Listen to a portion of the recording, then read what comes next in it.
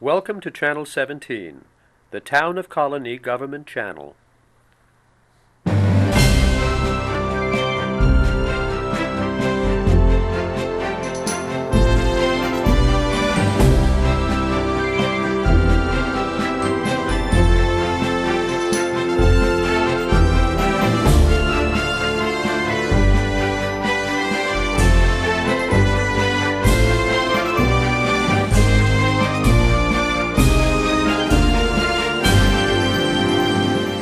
Well, welcome to Getting to Know You. My name is Joe Nash. Today we're going to be talking about the Saratoga Shakespeare Company, particularly this year's production of The Merchant of Venice. It's the only free Shakespeare in the park in our Capital District area. This is their 11th production. They've been around since 1999.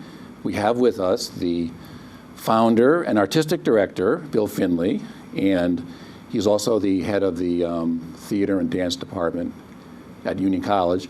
And also Jay Rogoff. He is the president of Saratoga Shakespeare Company, a wonderful poet. He's been here many times to our library. And he is going to, we're going to talk about this year's production, so welcome. Thanks for coming. Thank you. Thanks for having me. Before we start, I'll just say the production is, there's 12 performances, Tuesday through Sunday, July 12th through the 17th, and July 19th through the 24th. They're all at 6 p.m. except for the Sunday ones. There are 3. All right, so welcome again. So why don't we start with Bill? How did this Saratoga Shakespeare, talk to us about the founding and the mission of it, and Sure. what the reasons you have this. Sure, I wish I could say it was my idea, but it wasn't. Okay.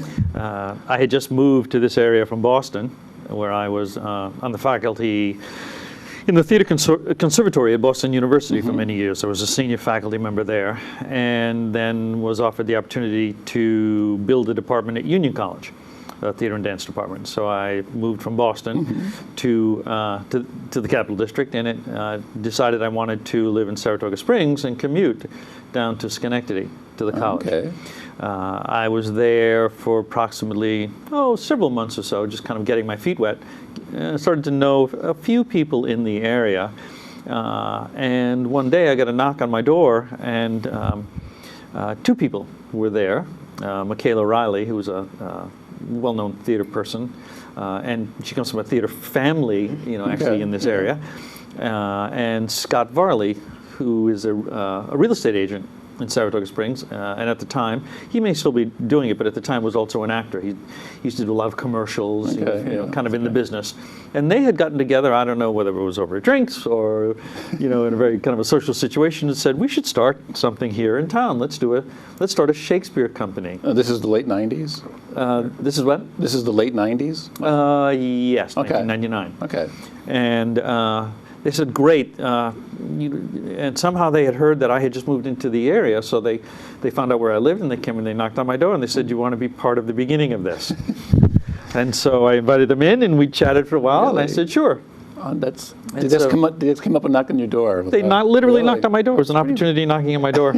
And so... That's what Saratoga's like. I know. And so that's how it began, and Michaela was with the organization for several years, and Scott was on the board, and I was from the very beginning taking care of most of the artistic stuff, serving as artistic director, and then they each went off in different directions, and I kind of went forward by myself, without the other 2 founders, and then started to expand the board. And other people started to come on, such as Jay, who was now president of the board of Saratoga Shakespeare, and also the dramaturg, as you had mentioned. And we're in our 11th season, and it just seems like yesterday we were doing, 12th Night, which was our first show. Okay. So, all right, we'll go to Jay, and then we'll come back to you. Sure. But Jay, and how long have you been involved? Now you're president of Saratoga. How long have you been? I became involved in 2006. Bill cornered me at a reception somewhere and said, in Saratoga. You're Jay Rogoff. Sounds like I need you on the board. Sounds like a lot of socializing up there in Saratoga. Yeah. Yes, that's right. It's that kind of place, as I said. And said, we need you on the board. And I was very excited to do this because I teach at Skidmore, and sometimes I do get to teach Introduction to Shakespeare. So I adore Shakespeare. I used to teach Shakespeare at Lemoyne College when I was teaching there back in the early 1980s. So I thought this would be a great opportunity to get involved with texts. Of course, most of what we do on the board is trying to get enough money to put on the I should say you're the chief money raiser too. So. But my initial involvement was more with looking at the texts of the productions and cutting them down. We perform in the evening, as you said, mostly at 6 o'clock.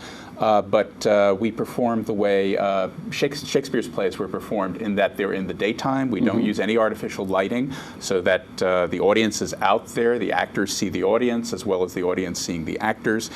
And as a result, if we're beginning at 6 o'clock, we have to bring a show in within 2 hours. Or else it gets too dark. So if I have a text of a play that normally runs 2.5, 2 3/4, we need to do some cutting in order to judicious cutting in order to get it in within the 2-hour framework.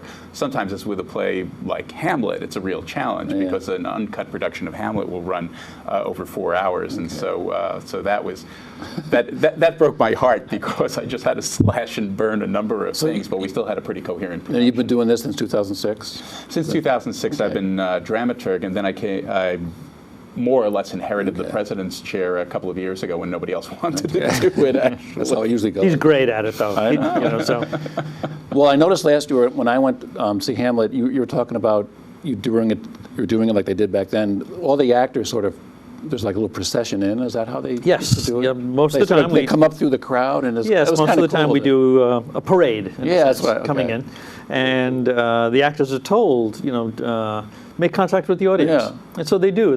They shake hands, they touch, people applaud, and there's music and it's a very nice little thing that you don't see that in theater. Yeah, there's a kind of intimacy, and if you think back to London in Shakespeare's time, London in 1600 had a population of 50,000, and that's really about what the population of Saratoga Springs is in the summer, when all the track folks and all the other folks who visit during the summer come in. So you have a very nice intimacy between the actors and the audience, and while this parade of the actors towards the stage at the beginning may not be the way it was done in Shakespeare's time, it's a nice way of breaking down that fourth wall, which really didn't exist in Shakespeare's time. It's a nice touch. Now, one thing I want to mention for people watching, the Shakespeare you're going to see in Saratoga this year, it's professional theater. Could you just mention briefly what that means as opposed to community theater? Yeah. Well, professional theater means that you're using professional actors. A professional actor means you're being paid, for what you're doing. So we are what's called an equity company, and equity is the governing body, the union of the of professional actors. When you do a union production like ours, it means that you have to abide by union rules, and there are many rules, and that protect the actors, and that's how it originally it came into being, was that people were taking advantage of actors. They would be calling them at any time of the day and night for rehearsals. They'd keep them into rehearsals for 14, 15, 16 hours, and for days and days and days and days. Finally, the actors said, we can't do this anymore, so they made this union. And so now when you employ professional actors, our company has to, of course, pay health insurance, retirement, disability, just like a regular business. What it means for us is that we get a very high quality actor. Yes. Because to be a professional actor means you've spent enough time working through the system, and you've gotten what are called equity points.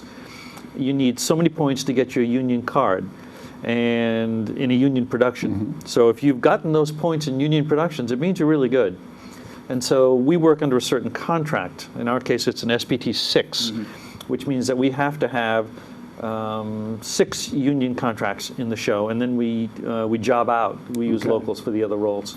Okay, well, one of the reasons I was bringing that up is because when you come to see the plays up here, you're seeing a high quality, very high quality production, professional production.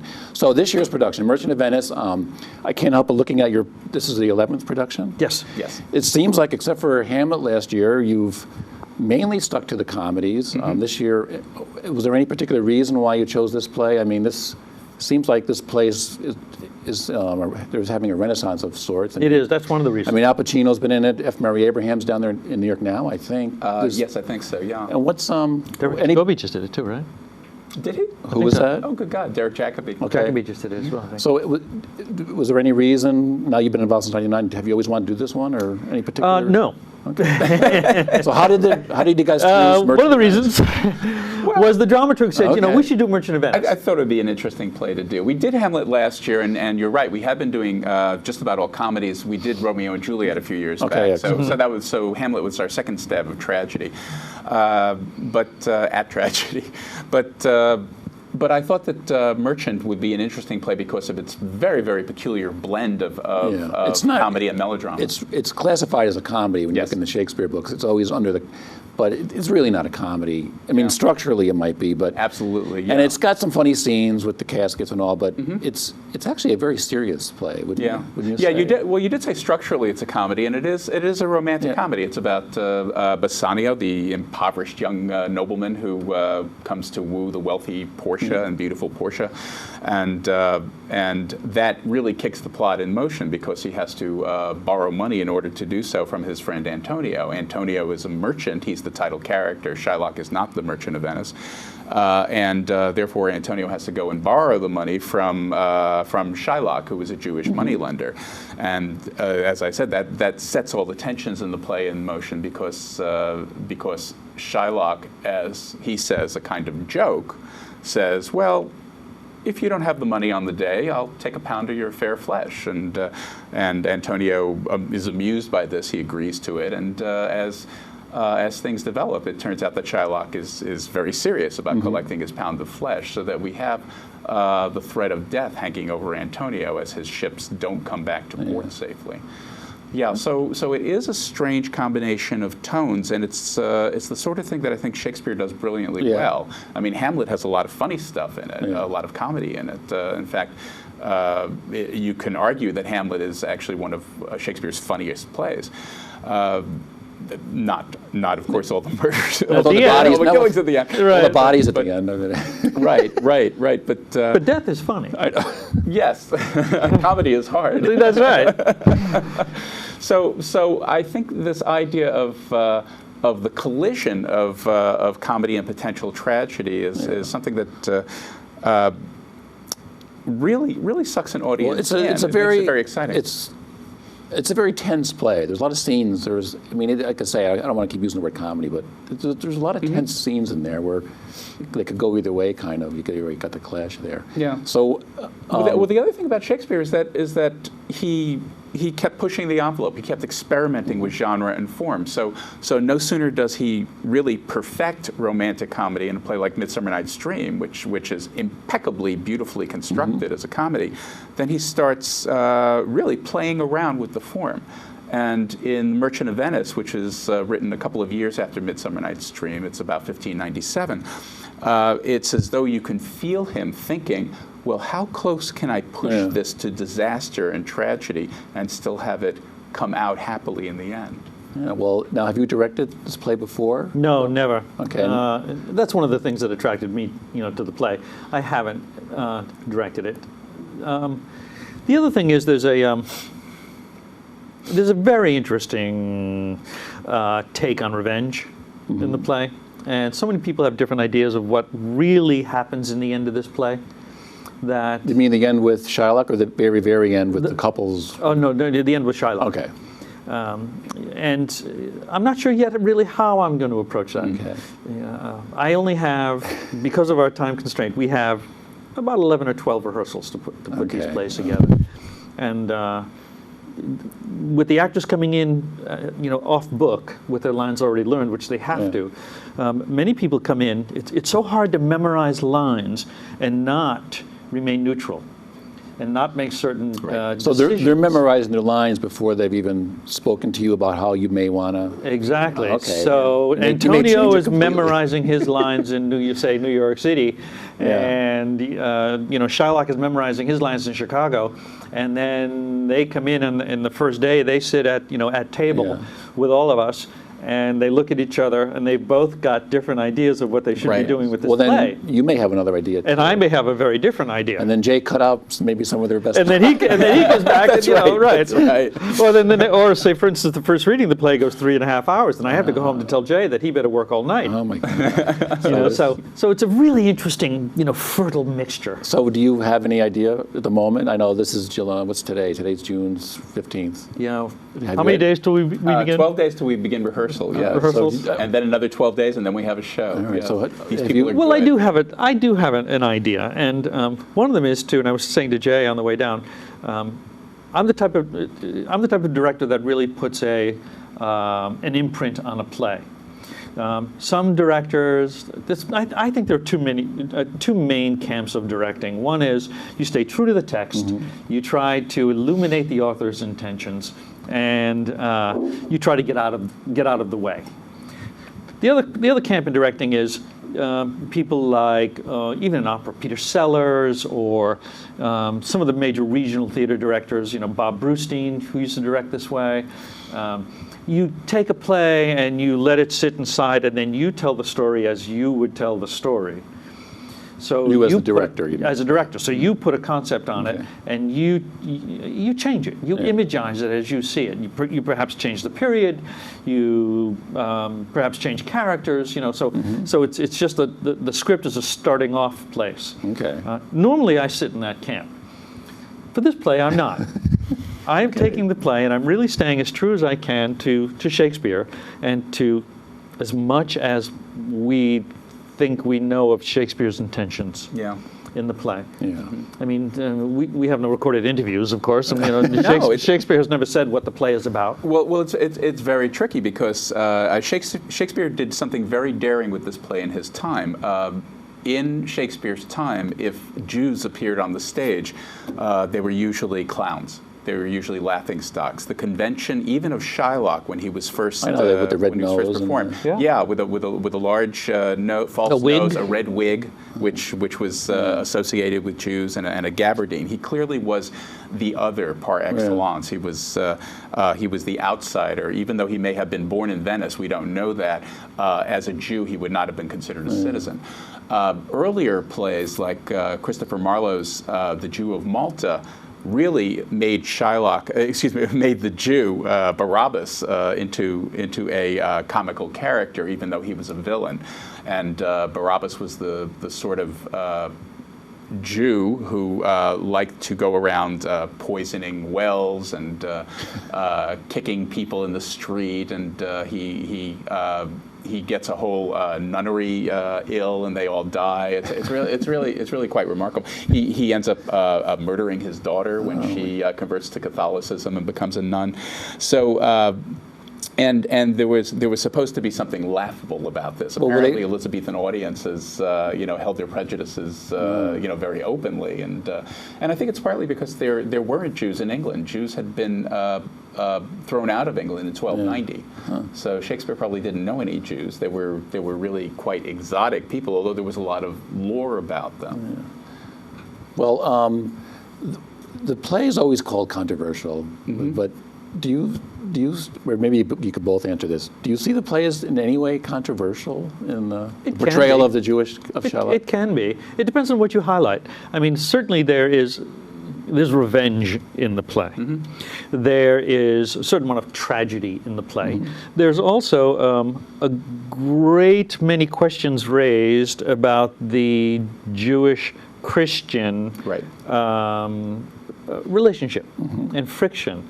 And again, in terms of a directorial approach, I'm not highlighting that. It's there in the text. If people want to come to the park and say this is a play about the revenge of the Jewish figure against the Christian, and then it changes, and then the Christian, of course, gets revenge against the Jew. So the Christians call that mercy. No, mercy, exactly. Well, in Shakespeare's time, they would have called it mercy. Yeah. Certainly, our contemporary audience does not call that mercy. Right.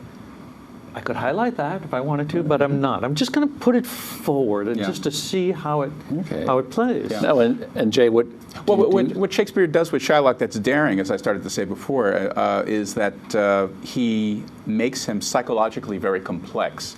We may not quite understand why he wants to take this pound of flesh from Antonio, why he essentially wants to kill him legally, but we do understand the hatred that's been directed in his direction, and we do understand why he feels the need to get his own back against this Christian culture in which, even though he is living, even though he provides a valuable service by being essentially a banker for them, he is cast as an outsider and somebody who's rejected by the rest of his society. And it's these complicated qualities of Shylock that has, at least since the 18th century, made him the role that every chief actor wants to play. The actor that the role that the famous actor in The Merchant of Venice is playing is always Shylock. It's not Bassanio, the romantic hero. It's not Antonio, the merchant, the title character, but it's Shylock, and that's who Pacino is playing, and that's who F. Murray Abraham is playing, and so on. You always go to see, F. Murray Abraham. And he sort of dominates the play, but I think I was reading, he's only in 5 scenes. Exactly, it's Is not that many scenes. Okay, Yeah. so he's sort of... Yeah. Now, the other characters, maybe we talk a little bit about them. They're very, for a comedy, supposedly, they're very complex characters. I mean, Antonio, particularly, Bassanio, Portia, you don't really know what their motives are for doing a lot of their things. Is Bassanio... Is he a gold digger, or is he really, or does he really in love? I mean, so Right. there's a lot of, and who was Portia too? I mean, at the end there when she, what was they make him want to convert to Christianity? Yeah, Yes. the final straw. Yeah. They take his land, they take his money, and finally Antonio says, and guess what? Because you've done what you've done, you have to convert. You no longer can be a Jew. I mean, I guess you could say, minus the dead bodies, it kind of is a tragedy of the tragedy of Shylock, really. Yeah, in some ways. it's hard to know how Shakespeare's audience would have seen this. On the one hand, they are merciful to Shylock insofar as they let him live, right? For threatening the life of a Christian, according to Venetian law, which of course is a law written by Christians that is stacked in the favor of Christians against the Jews. By Venetian law, Shylock could forfeit his life because he threatened to take Antonio's life, directly or indirectly, as the text says. But and also you could see, from a Christian perspective, that in forcing him to convert, they are actually opening Shylock to the possibility of salvation through Christ. That would be the strict Christian perspective. It would be possible to see that as merciful towards Shylock. On the other hand, in the 5th act, which follows the trial scene, you have the happy reuniting of all the couples, and there's a lot of farcical business about rings that the wives had given their husbands that they have given back to the wives in disguise, because Portia comes in disguised as a man to argue, to adjudicate the case between Antonio and Shylock. There's no presence of Shylock there. In other words, Shylock, if he's being integrated into the society by being made a Christian, is certainly not welcome at those festive wedding celebrations, and he disappears from the play. It's his defeat and disappearance that enables the happy ending to take place, and that's something that still rankles us in these days. I mean, what The Merchant of Venice has come up against is history. Harold Bloom has said it's impossible to put on this play post the Holocaust. But the fact that it's one of the most popular of Shakespeare's plays these days, I think, argues against that. So now we'll talk a little bit about the production. Your actors, we mentioned before, you have many equity actors, professional actors. Where are your actors from? Well, for some reason, this year, many are more local than they usually Okay, are. well, Larry Opitz, who's been with us for many years, playing many roles. I call him our senior actor. Okay. He's the chair of the theater department at Skidmore. Yeah, He's playing Polonius in our Hamlet. Okay. He was Polonius in Hamlet. He's playing Shylock. Okay. And I think the audience can expect a very richly layered character from Larry. He knows the play so well. He teaches it. He teaches a course at Skidmore On just on just this play. Okay. Jeez.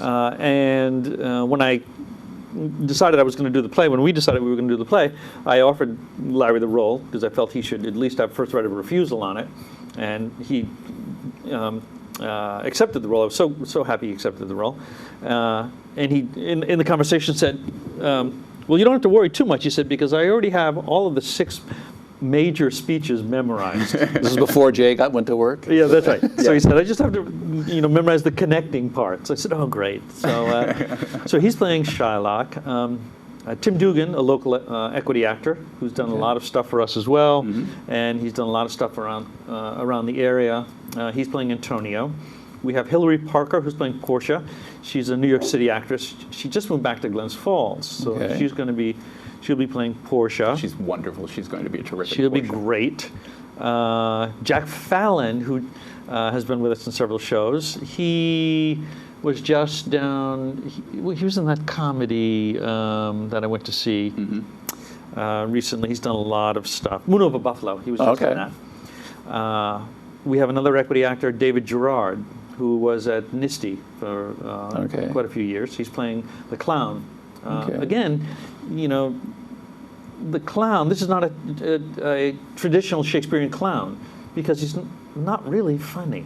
Yeah, well, but he's something else. Yeah, it's a Tubal, is that his name? No, Gobbo. Lancelot Gobbo. All right, I'm sorry. Yeah. I got them. Tubal is the friend. Okay, that's right. And that's being played by John Noble, another local actor. Okay.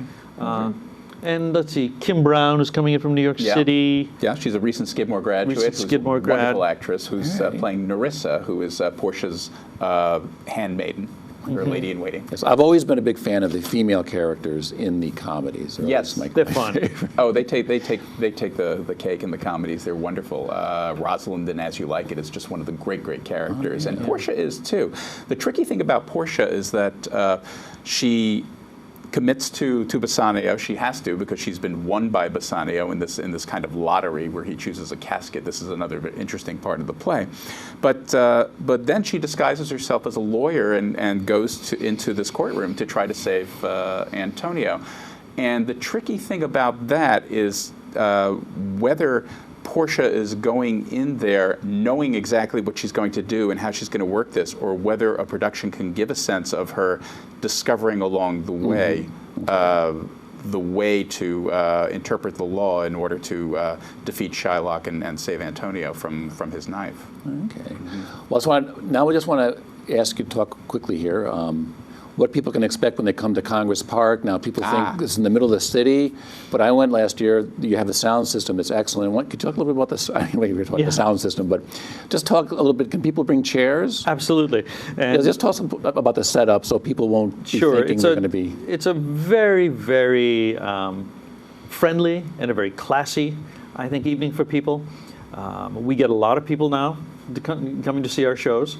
People start coming to the park. We go up at 6. People start coming at 4:30, All right, people 5 o'clock. have a picnic or something? Bring a picnic, and if you can bring low chairs or any kind of a chair, folding chair. We keep the higher chairs in the back, then we do the lower chairs, and then people with blankets are in the front. You can bring, food, and we guarantee that you hear every single word of Shakespeare. No, I know. I went last year. I'm just saying, Yeah. people you're in this big park. The sound is excellent. Crystalline. It's speakers it's all the way along. It is. And you were telling me before we started how much this thing costs to rent. So it better be good. Yeah, and we have this large multi-level stage that we were able to construct with a grant from the Alfred Z. Solomon Charitable Trust back in 2007, and it gives us a secure, permanent playing space. And because it has not only the main stage, but it has multiple entrances and levels, we can duplicate some of the effects from Shakespeare's original play, so that a character who is up above on a balcony can be up there on a balcony, and we don't have to fudge things. Now, I don't want to jinx things, but what do you do in case of rain? We do not perform. Okay. If there's rain prior to performance, we will cancel. We will get into a show sometimes, and it'll start to sprinkle, and we really have to stop. But sometimes we'll take a pause. Yeah. And because the sound equipment can't get wet; it's too expensive. Yeah. And also, the union has, there are safety regulations Yeah. with actors on the stage. And then, if it stops within a short amount of time, and we still have audience, they wait. And many times they'll wait. Okay. Because people now have phones that are so connected to the world, they can look at the radar and they'll stay Oh, there. let's see if there's a Right, if there's a cold front coming. That's right. And then as soon as Right. it stops raining, we have a second company, an intern company of college kids from all over the nation that come and intern with us. We usually have a dozen. And they build the sets, they build the costumes, they do the run crew. They're the servants and the jailers, and and they're doing sound, and they do the entire setup every day in the breakdown.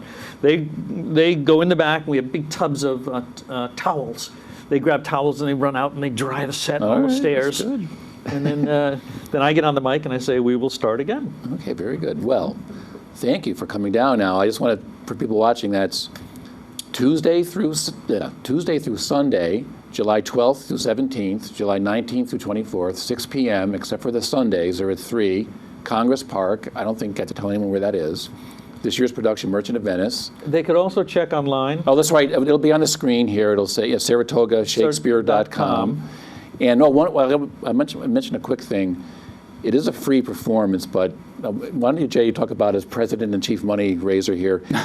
they do sort of pass the hat, and if you go to the website, people can donate because, it is free, but it kind of really isn't really free. Right. But tell a little bit about the free finance. Shakespeare is never free, of course, and we do. Yes, the actors go into the crowd at the end of the performance and pass the hat, and people make donations. We are very careful not to try to coerce people, but people generally give fairly freely. It's another very nice bonding between the actors and the audience when that happens. And yes, people can go to our website and make a secure PayPal credit card donation at SaratogaShakespeare.com. Because I know last year when it was over and they're passing, you can mingle, talk to the actors. Yeah. It probably is like the old days in the Right. 1500s. And even though we're doing Merchant of Venice, I want to stress that the Saratoga Shakespeare Company is really a family event. If people want to bring children, we never do anything that's offensive or that you wouldn't want to bring a child to the park. Oh no, this would be a good play to introduce maybe not little kids, but Right. About a quarter of our audience is 18 and under, and we're really very happy that we've been able to introduce kids to Shakespeare as really exciting, living, breathing theater. So now, I know I just talked about this, but are there chairs set up, or do you have to bring a chair? You have to bring them. You have to bring a chair. All right. So Bill, Jay, thanks for coming down. We hope to see you up at the Merchant of Venice in Congress Park this summer, and go to the website SaratogaShakespeare.com, and we'll see you next time on Getting to Know You.